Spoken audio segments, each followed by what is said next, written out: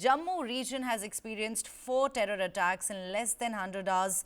The latest attack took place in Doda, where a fresh encounter left one special operations group personnel injured. This is in fact fourth encounter the Union territory has seen in less than 100 hours and the second in Doda region in 2 days. A gunfight there broke out between terrorists and security forces in the Tanta area of Doda district. The encounter took place after security forces received intelligence reports about the presence of terrorists in the area. A joint operation was launched by the Indian Army's Rashtra Rifles and the Jammu and Kashmir Police. The gunfight there began when the terrorists opened fire on the security forces who responded immediately. On Tuesday night, an encounter there broke out between security forces and terrorists in Kathua of Jammu, in which 2 terrorists were killed. Both the terrorists killed are said to be from Pakistan. Meanwhile, during the encounter, a CRPF Jawan was injured who died during treatment. 2 civilians were also injured in the firing of terrorists who are being treated in the hospital. A few hours after the attack in Kathua, another terrorist attack took place in Doda, where the terrorists opened fire on the security forces. Talking about that encounter, in fact, in Tuesday's encounter there in Doda, 5 soldiers and the special police officer were injured when terrorists attacked an army post. In Kathua, 2 terrorists were killed during the encounter. 1 Central Reserve Police Force soldier also lost his life. On Sunday, 9 people were killed and 41 injured after a bus carrying pilgrims plunged into a gorge as terrorists opened fire at it in Riyasi district of Jammu and Kashmir. The bus was on its way from the Shiv Khori temple to the Mata Vaishno Devi shrine in Katra. The Riyasi police have released the terrorist sketch, and they are also announced a reward of 20 lakh rupees for any information on him.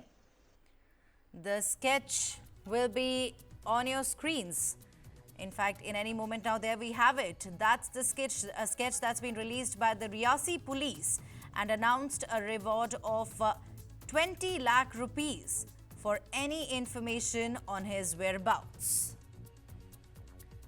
Let's now, in fact, tell you about the Doda terror attack that took place on the 11th of June. The terrorists there attacked the army's temporary base in Doda district, and terrorists in fact fired on a joint check post of 4RR and police in Chatargala area. The security forces retaliated and returned fire. 5 soldiers and 1 special police officer were injured in the attack. Let's now in fact take you to Kathua terror attack, which took place on the 11th of June.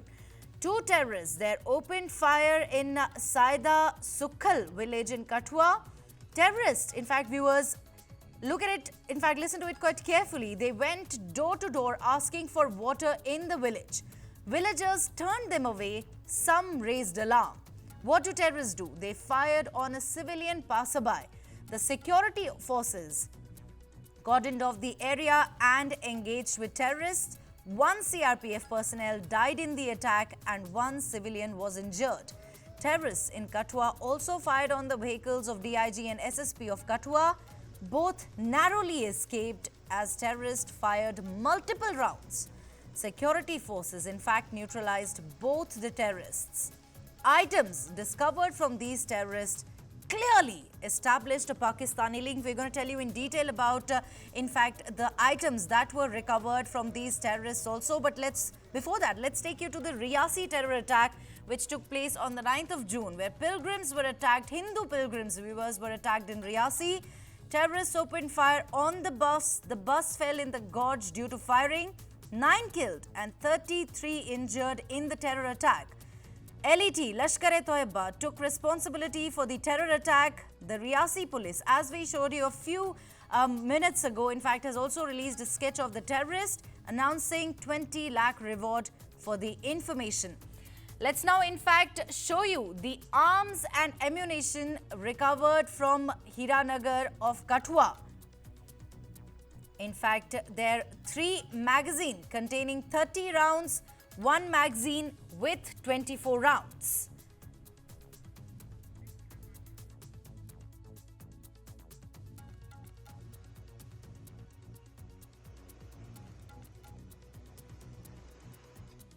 About the Park Link here. We're gonna show you the arms and ammunitions recovered from Hiranagar Kathua in just about a few minutes. It'll be right on your screens, with 3 magazines containing 30 rounds and 1 magazine with 24 rounds were in fact recovered. 75 rounds in separate polythene bag, 3 live grenades, 1 lakh currency notes, 1 lakh currency, in fact, there 200 notes of rupees 500, and their Pakistan-made medicines and injections, painkillers, 2 pack of A4 batteries, 1 handset wrapped in tape with antenna and 2 wires hanging from this handset, 75 rounds in a separate polythene bag, 3 live grenades. 4 items, Pakistan-made chocolates, dry chana and stale roti, medicines, injections and painkillers, 1 syringe, and in fact 2 packs of A4 batteries, handset wrapped in tape with antenna and 2 wires hanging from handset. In fact, this is the Park Link that in fact has come out in the open. We also have a reaction coming in. Let's take a listen.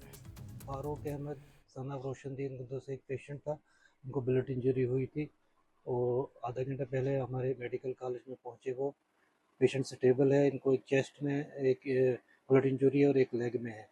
Patient अभी operation theatre में है और stable है। इनका haemoglobin 9 है, blood loss हुआ है, ए positive blood group है। ब्लड ट्रांसफ्यूजन के लिए हमारे पास यहाँ ब्लड अवेलेबल है, इनकी ट्रांसफ्यूजन वगैरह हो जाएगी और पेशेंट स्टेबल है अभी। Let's go across to my colleague Ankit Bhatt, who joins us over the phone line. Ankit, a very good morning to you. This is absolutely shocking here. You know, we're talking about 4 terror attacks that have taken place in the Jammu region in less than 100 hours. What's the latest that you're picking from the ground? क्या latest आप बता सकते हैं हमारे viewers को? जो गंदों का इलाका है वहाँ पे जम्मू कश्मीर पुलिस की तरफ से कॉर्डिनेट सर्च ऑपरेशन चलाया जा रहा है। वहीं डोडा पुलिस की तरफ से 4 स्केच जो है वो जारी किए गए हैं। ये बताया जा रहा है कि ये जो चार पोस्टर जो जारी किए गए हैं, माना जा रहा है कि ये डोडा के इलाके में एक्टिव है और जम्मू कश्मीर पुलिस की तरफ से हर स्केच 4 स्केच जो जारी किए गए हैं उन पर 5 लाख रुपए का इनाम जो है जम्मू कश्मीर पुलिस की तरफ से रखा गया है। चाहे वो भद्रवा का इलाका हो, चाहे वो इस समय गंदों का इलाका हो, वहाँ पे बड़े पैमाने पे कोऑर्डिनेट सर्च ऑपरेशन चलाया जा रहा है। वहीं जो एडजॉइनिंग एरियाज है वहाँ पर भी जम्मू कश्मीर पुलिस की तरफ से बड़े पैमाने पे इंटेंसिफाइड सर्च ऑपरेशन चलाया जा रहा है ताकि जल्द से जल्द इन आतंकियों की धरपकड़ की जा सके। इससे पहले हीरानगर सेक्टर में कल 2 पाकिस्तानी आतंकियों को सुरक्षा बलों ने ढेर किया है और रियासी में भी लगातार सर्च ऑपरेशन जो है वो चलाया जा रहा है। ये जो 2 आतंकी थे पाकिस्तानी माने जा रहे थे जो हीरानगर सेक्टर में ढेर किए हैं और ये भी माना जा रहा है कि हाल ही में हुई इन्फिल्ट्रेशन इन आतंकियों ने की है। लगातार जो जम्मू जोन है वहां पर पिछले 4 दिन में 4 टेरर इंसिडेंट हुए हैं, जिसके बाद जम्मू संभाग में पूरी तरीके से अलर्ट है।